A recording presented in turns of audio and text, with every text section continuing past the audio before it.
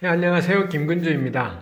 오늘 우리 같이 나눠보고 싶은 것은 여호수아서에 대해서 우리가 차근차근 생각하고 나누어 보려고 합니다.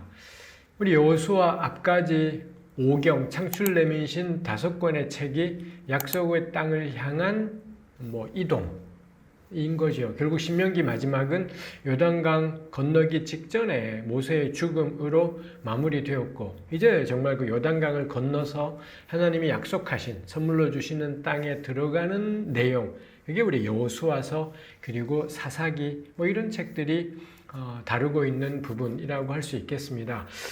여호수아서를 우리 생각하기 앞서서 앞부분에 서론적인 이야기를 좀 할 만한 게, 가령 유대인들은 오래전부터, 정확히 언제부터인지 모르겠습니다만 아주 오래전부터 여호수아, 사사기, 사무엘, 열왕기 요 4권의 책, 우리 기독교 성경에서는 사무엘서를 상하로, 열왕기서를 상하로에서 6권의 책이겠지만 내용은 하나 달라지는 것 없이 묶는 방식에 따라 유대인들은 일찍부터 수삿, 삼왕 요 4권의 책을 가리켜 전기 예언서 이렇게 묶었더랬습니다. 전기 예언서가 있다라는 건 후기 예언서도 있는 거지요. 후기 예언서에 해당되는 게 이사야, 예레미야, 에스겔, 그 다음에 호세아부터 말라기까지 12권을 하나로 쳐서 해서 후기 예언서도 4권, 사렘겔, 12 이렇게 4권인 셈입니다.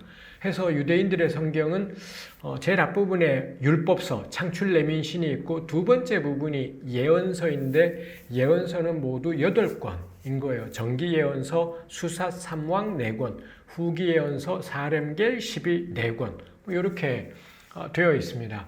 그래서 우리랑은 좀 다르지요. 우리는 여호수아부터 열왕기, 그 뒤에 역대기, 에스라, 느헤미야, 에스더, 여호수아부터 에스더까지 룻기도 집어넣어서 우리는 이 책들을 기독교는 역사서라고 생각하는데, 그렇게 분류를 하는데 유대인들은 아주 일찍부터 예언서라고 분류했더라라는 겁니다.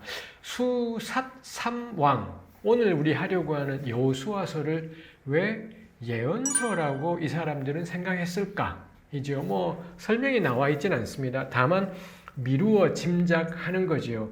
가령 후기 예언서, 이사야, 예레미야, 에스겔 예언자들이 저자이니, 예언자들이 주인공이니 예언서라 불릴만 했겠고요. 그렇게 생각을 하면 고대 유대인들은 여호수아부터 열왕기도 예언자가 썼다라는 생각이 있습니다. 가령 사무엘서는 사무엘이, 그 다음에 열왕기서는 예레미야서하고 비슷한 부분이 있습니다. 그러다 보니 열왕기서는 예레미야가 이렇게 생각을 하는 것이 있는 거지요. 그래서 예언자가 주인공이다라는 이런 것이 있겠고, 그 다음에 실제로 이런 책들에 예언자들의 활동이 굉장히 많이 등장하기도 하고요. 이런 기본적인 요소들이 있겠지만 아마도 가장 중요한 것은 사건과 역사를 바라보는 관점이 예언자의 관점이다. 이래서 이 책들을 전기예언서로 묶었을 거다라고 여겨지는 거죠. 예언자적인 관점이라는 게 어떤 한 공동체나 나라가 흥하고 망하는 것은 야훼께서 명하신 명령에 순종하면 흥하는 거고, 불순종하면 망하는 거고, 예언자들이 줄기차게 외쳤던 게 그거잖아요. 그래서 야훼께로 돌아오라, 이런 야훼 말씀에 명령에 귀를 기울이라, 모든 예언자들이 다 그렇게 외쳤고, 그리고 수삿 삼왕은 그런 예언자적인 시각을 가지고 저술되었다라는 점에서 실제로 우리 사무엘 상하나 열왕기 상하에 보면 하나님을 순종하고 그 명령에 따랐던 임금들은 잘 다스린 좋은 임금으로 되어 있고, 또 어떤 임금이 잘 못 다스렸다 하면 전부 다 여호와의 명을 거역했다라든지 그가 여호와를 떠났다라든지 이렇게 임금들의 시대를 평가하더라는 거죠. 그 임금이 국민소득을 얼마나 높였냐, 혹은 국력을 얼마나 신장했냐, 영토를 얼마나 확장했냐, 관심이 없어요. 이걸로 평가하는 것이 아니라 그가 여호와의 율법을, 야훼의 규례와 법도를 어떻게 순종했냐, 어떻게 야훼께 충성했냐, 아니면 야훼를 떠났냐, 이게 역사를 바라보는 이 사건을 평가하는 기준이더라는 거지요. 뭐 이런 예언자적인 관점이 이 책들에 관통하고 있다라는 것, 그 시각으로 역사를 서술한다 해서는 이 책들을 예언서, 전기 예언서 뭐 이렇게 분류했을 거다 싶은 거지요. 우리가 짚고 갈 만한 게 뭐 제가 늘 하는 이야기이기도 하지만 우린 예언자 그러면 얼핏 앞일을 말하는 사람, 미래를 먼저 알고 말하는 사람 뭐 이런 생각들을 하게 되지만 방금 제가 설명한 것에서도 예언자는 앞일을 미리 아는 것하고는 크게 상관이 없지요. 이 사건이나 역사를 바라볼 때 하나님과의 관계, 하나님의 명령에 순종했냐 그렇지 않냐 여부로 역사를 바라보는 것, 그게 예언자적인 관점이다 뭐 이런 표현을 했습니다만 그거 우리가 꼭 붙잡고 갈 만한 것입니다. 미래를 예측하고 맞추는 것은 점장이들이 하는 일입니다. 이거는 우리 하나님을 믿는 사람들만 미래 맞추냐? 안 그래요. 예수 안 믿는 사람도 미래를 맞추는 사람이 있지 않습니까? 우리 대한민국의 정치인들은 거의 대부분이 점을 치는 것하고 연관들이 있다라고 해요. 자기가 이번에 되겠냐 안 되겠냐, 이번에 대통령이 누가 되겠냐 안 되겠냐, 뭐 알려지지 않아서 그렇지 암묵적으로는 다 이렇게 저렇게 뭐 점을 친다 그러지 않습니까? 그리고 우리 인류의 역사를 생각해봐도 어떤 왕가나 제국의 그런 점장이류의 사람들, 뭐 러시아의 라스푸틴 뭐 이런 사람, 우리나라 고려시대 때 신돈 뭐 이런 사람들 해서 미래를 미리 아는 뭐 이런 신빨 있는 뭐 이런 사람들이 있지 않습니까? 그거하고 구약성경의 예언하고는 아무런 상관이 없다라는 거죠. 그래서 예언자의 관점으로 본다라는 것은 앞일을 미리 안다에 뭐 앞일을 미리 알 수도 있겠지만 전혀 거기에 초점이 있는 것이 아니라 우리 하나님 여호와야말로, 야훼 하나님이야말로 온 땅의 하나님이시다. 즉 하나님의 통치, 하나님의 다스리심, 이거 우리 달리 하나님의 나라이겠지요.